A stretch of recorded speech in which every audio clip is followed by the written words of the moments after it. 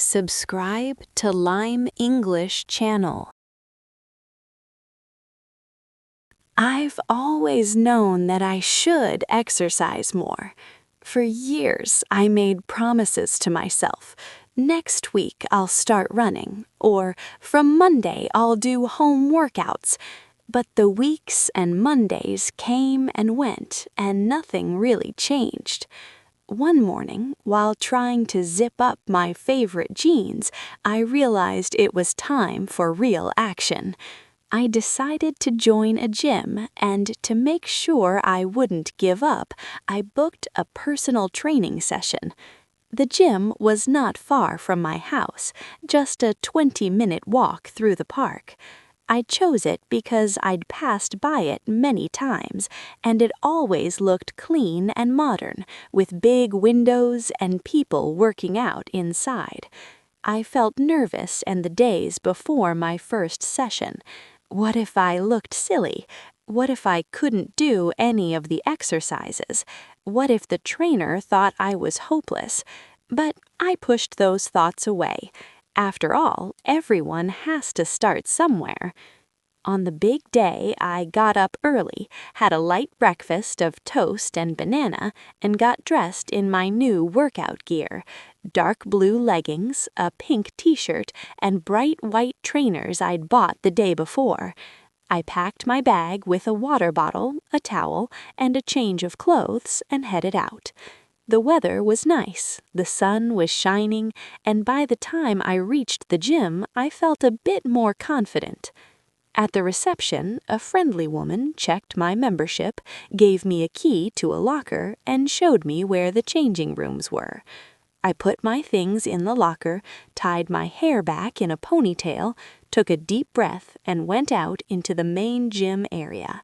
It was bigger than I expected, lots of machines, weights, mirrors, and people moving around. My heart started beating faster again. Then I saw my trainer, Mike, walking towards me.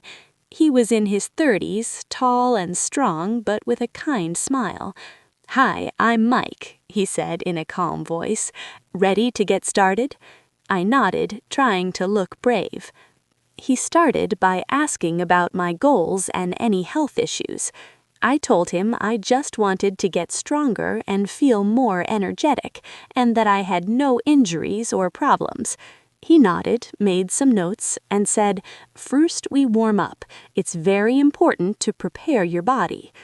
We began with 5 minutes of light cardio on the treadmill. Mike set it to a comfortable walking speed. "Just get your blood flowing," he said. After that, we did some dynamic stretches, arm circles, leg swings, and gentle twists. Then came bodyweight squats. I stood with my feet shoulder-width apart, bent my knees, and lowered myself down like I was sitting in an invisible chair, then stood back up. Mike watched closely and corrected my form. "Keep your chest up and don't let your knees go past your toes." I did 10 squats, rested, then did another set. Next, we moved to the dumbbells.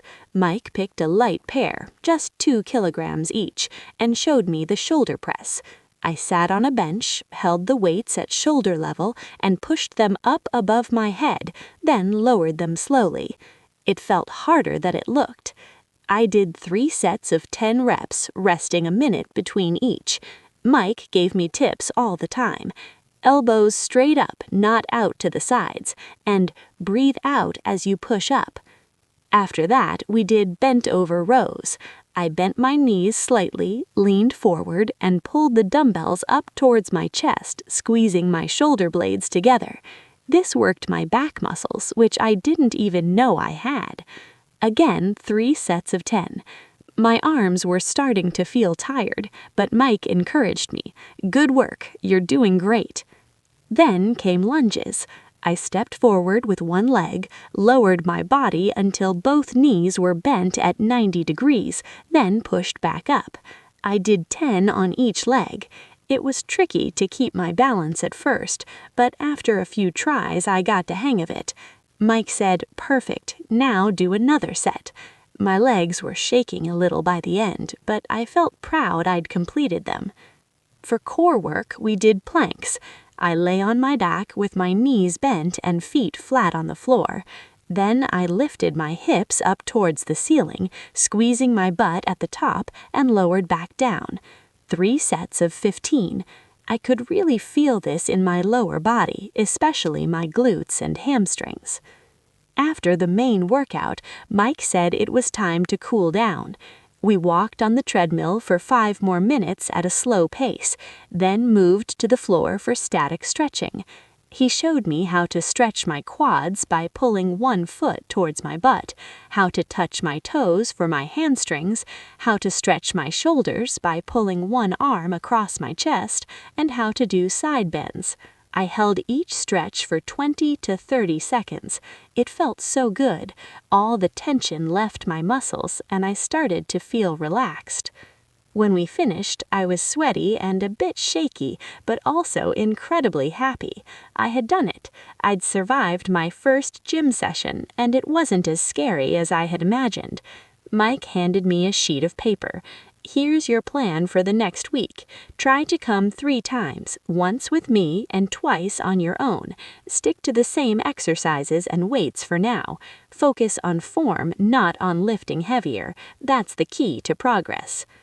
I thanked him, grabbed my towel, and went to change. My legs were tired, my arms felt heavy, but my mind was clear and full of pride. On the way home, I walked with my head high. I wasn't fit yet, but I'd taken the first step, and that step felt powerful. In the weeks that followed, I kept going to the gym. Some days were harder, I felt tired or unmotivated, but I remembered how good I'd felt after that first session. I started noticing small changes. My clothes fit better, I had more energy in the mornings, and I slept deeper at night. I learned to listen to my body and to celebrate small wins. An extra rep here, holding the plank longer there. Now, 2 months later, I can do more reps with the same weights, I've added a few new exercises, and I even enjoy the process. Going to the gym has become a habit, not a chore. I've made a few friends there, and I look forward to my workouts. Starting with a personal trainer was the best decision I made. He didn't just teach me exercises, he taught me how to believe in myself and stay consistent. I know there's still a long way to go, but I'm ready for the journey.